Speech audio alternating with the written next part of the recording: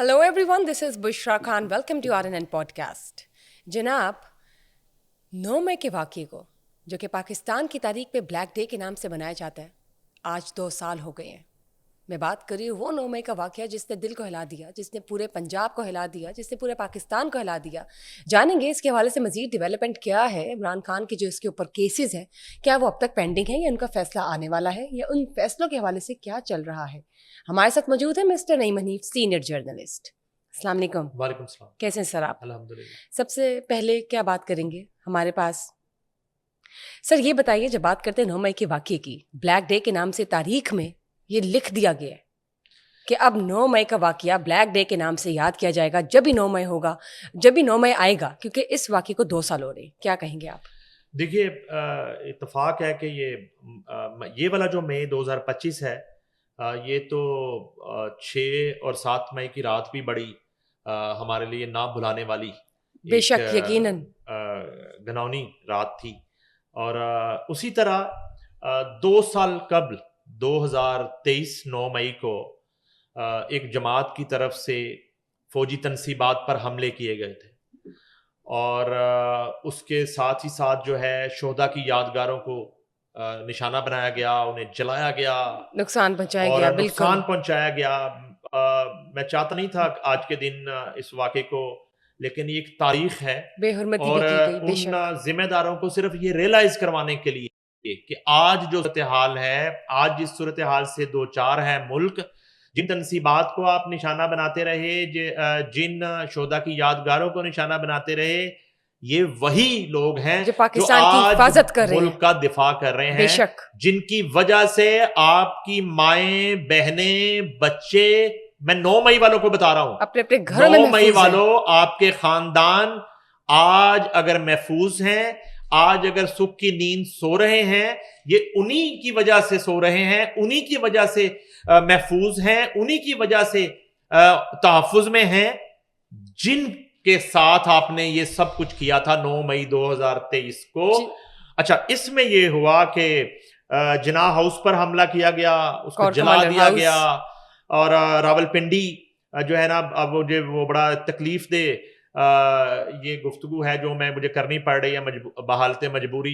वहां आपने अटैक किया, आपने जो है ना मुख्तलिफ शोहदा की यादगारें जला दी, और ये सब कुछ किया सिर्फ एक गिरफ्तारी पर आपने. अच्छा, वो गिरफ्तारियां होती हैं, केसेस होते हैं, उसमें गिरफ्तारी होती है, उसका ट्रायल होता है, हशर किया पूरे लाहौर का, पूरे पाकिस्तान छोड़ का. दिया जाता है, और गुनाहगार.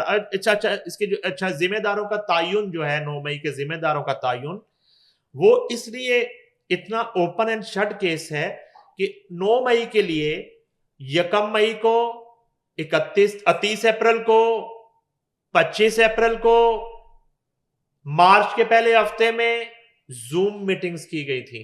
बाकायदा प्लानिंग की गई थी कि यहाँ जाके निशाना बनाना है. उनका सारा रिकॉर्ड जो है वो मौजूद है.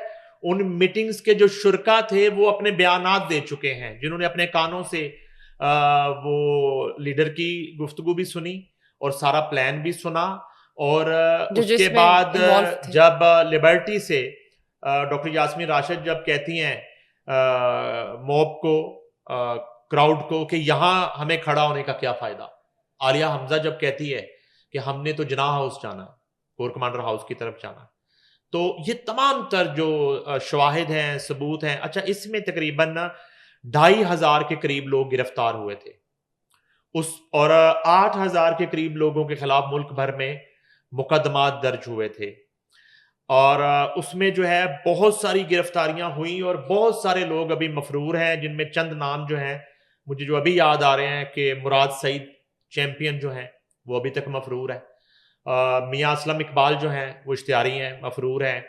हमाद अजहर जो हैं वो जो है वो इश्तिहारी हैं, मफरूर है. वो तो कभी कभी किसी थाने से जो है इतला भी आती है, वो पकड़े गए और आधे घंटे बाद पता चलता है वो वहां से फरार हो गए. तो वो कोई सुपरमैन टाइप है, हमारा रेड पड़ती है, वहां से गायब हो जाते हैं, सुपरमैन टाइप है वो पीटीआई के.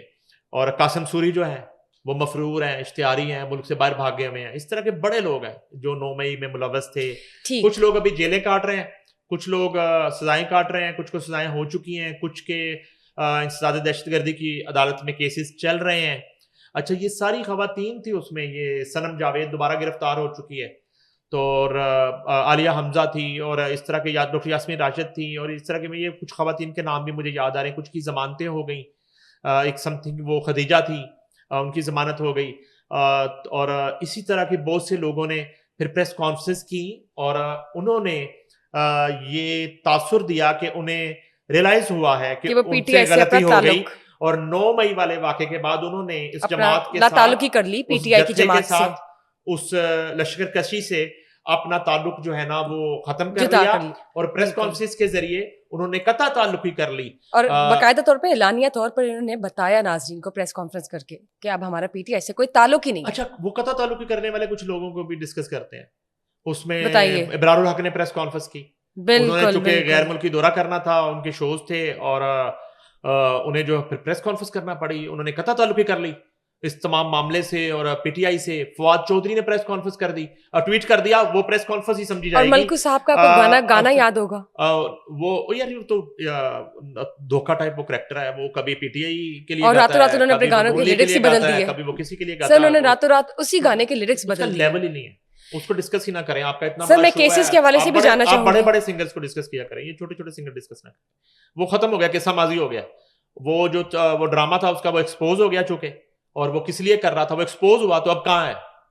اب تو سنا ہے وہ شادی بیاہ اور بچوں کے خطروں پہ بھی نہیں اس کو بلایا جا رہا. تو یہ جو ہے 9 مئی, اس میں یہ سارا ماجرا ہوا, اور یہ بڑی تکلیف دہ بات ہے. یہ صرف اور صرف اتنا سا ڈسکس کرنا اس لیے ضروری تھا کہ ایک ریلائز کروانا پی ٹی آئی کے ورکر کو, کارکن کو, کہ یہ جو ہے 9 مئی کرنے والے جو ہیں, یہ کیا سوچ تھی, یہ کون لوگ تھے. اور آج کی صورتحال کو دیکھا جائے تو بہت شرمندگی ہونی چاہیے ان کو, اور شرمندہ ہونا چاہیے. اور ظاہر ہے سر شرمندگی کی ہمیں کہنے کی ضرورت ہی نہیں, جنہوں نے یہ کیا ان کے اپنے ضمیر جاگ گئے ہوں گے اب تک, کیونکہ اب جو حراست میں ہیں, جو باہر ہیں, ان کے لیے یہ ایک عبرتناک واقعہ ہے. ان کو نظر آ رہا ہوگا کہ کس طرح سزائیں مل رہی ہیں, اور کون جو باہر رہ چکے ہیں, جنہوں نے لاتعلقی کر لی ہے, سب نے سبق سیکھا ہے. سر اس کیس کے حوالے سے بتائیے, اس کیس کا فیصلہ اب تک آیا یا نہیں آیا؟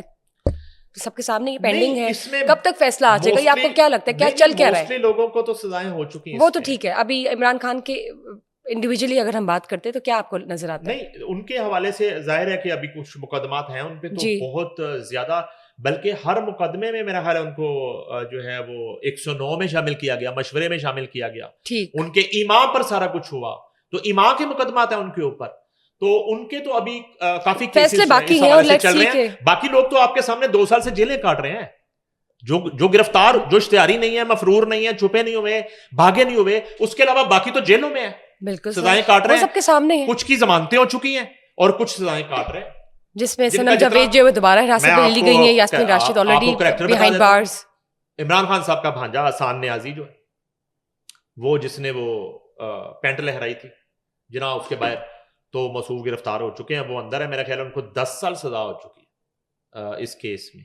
تو اس طرح موسٹلی لوگ گرفتار ہو چکے ہیں, موسٹلی جو ہیں وہ مفرور ہیں, اشتہاری ہیں, کوئی ملک سے باہر چلے گئے ہیں, کوئی صوبے سے باہر ہیں, اور اس طرح کی صورتحال ہے. البتہ ابھی اس کا حتمی فیصلہ جو ہے آنا باقی ہے, بانی کے حوالے سے وہ آنا باقی ہے, جو کہ جب آئے گا تب بھی ہم دنیا کو بتائیں گے, ناظرین کو بتائیں گے RNN پوڈ کاسٹ کے ذریعے. بہت بہت شکریہ سر. فیصلہ آنا باقی ہے, ناظرین کے ساتھ شیئر کریں گے RNN پوڈ کاسٹ کے ذریعے. تب تک کے لیے اجازت دیجیے. Stay tuned for another session. Till then, bye bye.